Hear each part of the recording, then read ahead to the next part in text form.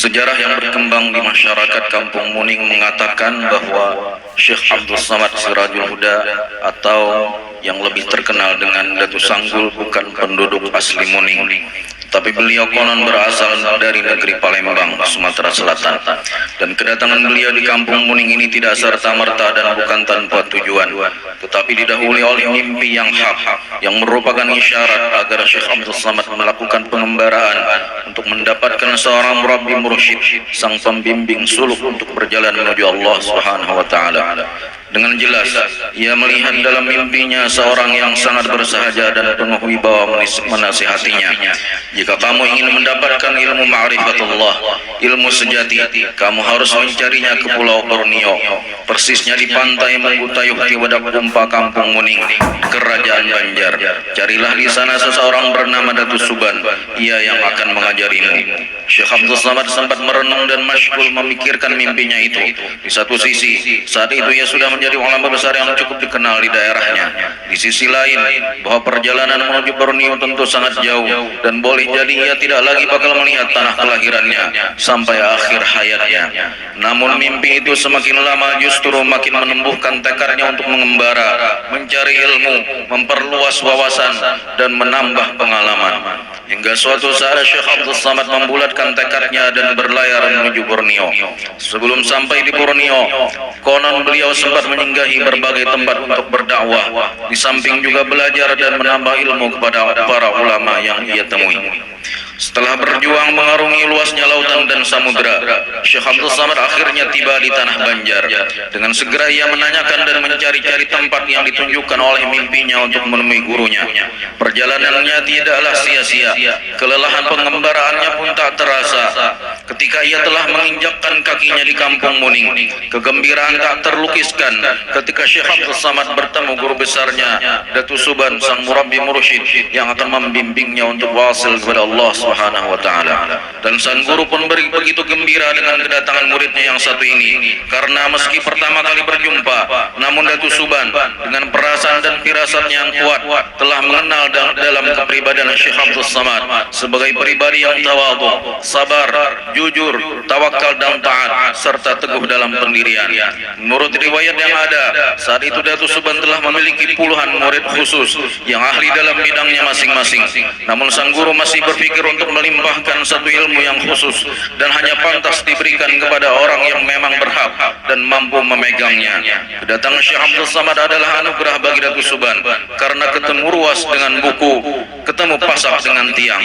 Maka dengan melihat kebaikan akhlak, tutur kata dan tingkah laku serta watak Syekh Abdul Samad, maka Datu Suban tidak cuma mengakuinya sebagai murid dan mengangkatnya sebagai anak, tapi juga menyerahkan ilmunya lewat sebuah kitab pusaka peninggalan Syekh Abdul Raub atau Syekh Dadi Jangkung alias Datu Nuraya, yang berisi keilmu kesempurnaan zahir dan batin atau ilmu ma'rifat dan hakikat.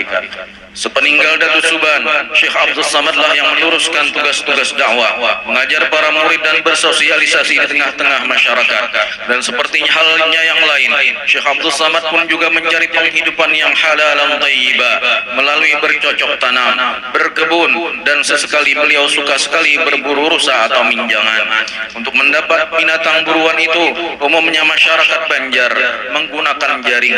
Berburu dengan menggunakan jaring tersebut dikenal masyarakat dengan sebutan manyanggul. Sebutan itulah yang mengantarkan beliau disebut orang dengan gelar Datu Sanggul, suatu sebutan yang mencerminkan sikap dan sifat pemurah beliau, di mana setiap beliau mendapatkan binatang buruan selalu dibagi-bagi kepada jiran tetangga dan hanya menyisakan sedikit untuk keluarganya. Sebutan tersebut juga mencerminkan suatu penghormatan dan ketakziman masyarakat kepada beliau, di mana masyarakat kita yang dikenal sangat menghormati ulama akan risih untuk langsung menyebut nama mereka, sehingga sangat lazim di telinga kita orang Banjar menyebut Datu Kalampayan, Datu Taniran, Datu Belimau, Datu Gadung, Datu Safat, Guru Padang, Guru Sekumpul, Guru Pematang Karangan, Guru Cangkring, dan lain-lain. Menurut sebagian pendapat, sebutan Datu Sanggul diberikan para muridnya karena kuatnya mujahadah dan ibadahnya kepada Allah Subhanahu wa taala. terutama ibadah malam atau qiyamul lail, khususnya di bulan Ramadan. Syekh Abdul Samad sering betah berlama-lama untuk salat, berzikir, berdoa dan bermunajat di hadapan Allah Subhanahu wa taala sambil menunggu-nunggu keberkahan dan nafahat di malam yang mulia Lailatul Qadar. Menunggu-nunggu tersebut di lidah orang kampung Muning disebut juga manyanggul. Maka masyhurlah Syekh Abdul Samad dengan sebutan Datu Sanggul hingga saat ini. Kedua pendapat tentang asal-usul gelar Datu Sanggul tersebut, jika dilihat secara seksama, tidak ada pertentangan sedikit pun. Kedua-duanya benar dan kedua-duanya punya alasan yang cukup kuat dan dapat dipertanggungjawabkan. Di antara keramat Datu Sanggul bahwa beliau dapat salat Jumat di Masjidil Haram Mekah pada waktu-waktu tertentu. Hal ini dengan jelas diketahui oleh Syekh Muhammad Arsyad Al-Banjari, saudara angkat Datu Sanggul sendiri. Yang ketiga itu Syekh Muhammad Arsyad masih menuntut ilmu di Makkahul Mukarramah. Suatu saat ketika beliau berada di Masjidil Haram, pandangannya tertuju kepada seseorang yang berpakaian hitam, adat kampung di Banjar, dan di punggungnya terdapat sebuah tempat barang bawaan yang orang Banjar menyebutnya ungking.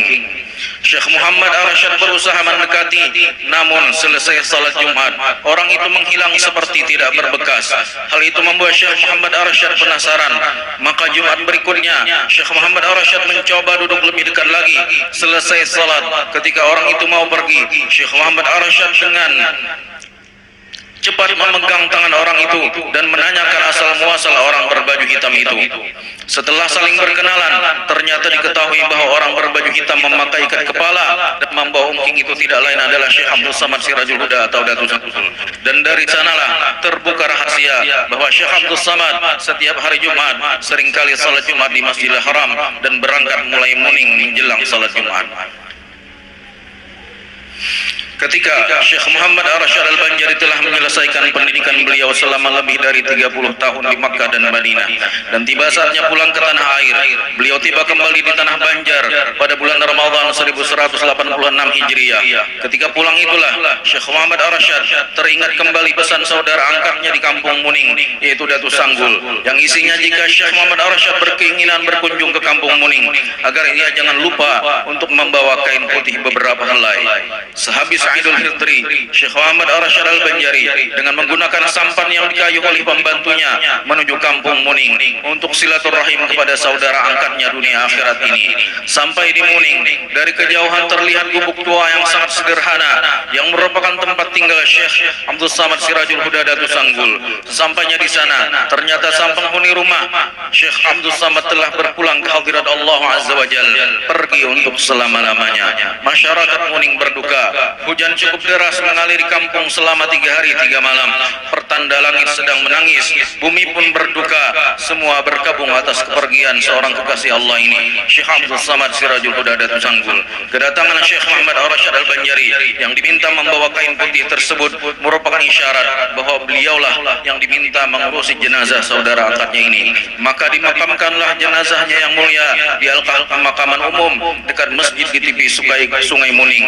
Menurut berbagai sumber, Syekh Abdul Samad Sirajul Huda Datu Sanggul dilahirkan sekitar tahun 1705 Masehi, datang ke kampung Muning diperkirakan pada tahun 1745 Masehi dan wafat sekitar tahun 1773 Masehi. Usia beliau hampir mencapai 70 tahun. Semoga Allah selalu meliputi beliau dengan rahmatnya, dan semoga keberkahan, madad dan syafaat beliau akan selalu kita dapatkan, dan semoga kita dikumpulkan bersama para nabi dan awliyanya di akhirat kelak. Amin ya rabbal alamin. Rabbi fanfa'na bi barakatihim wahdina al-husna bi hurmatihim wa amitna fi tariqatihim wa mu'afatihim min al-fitani.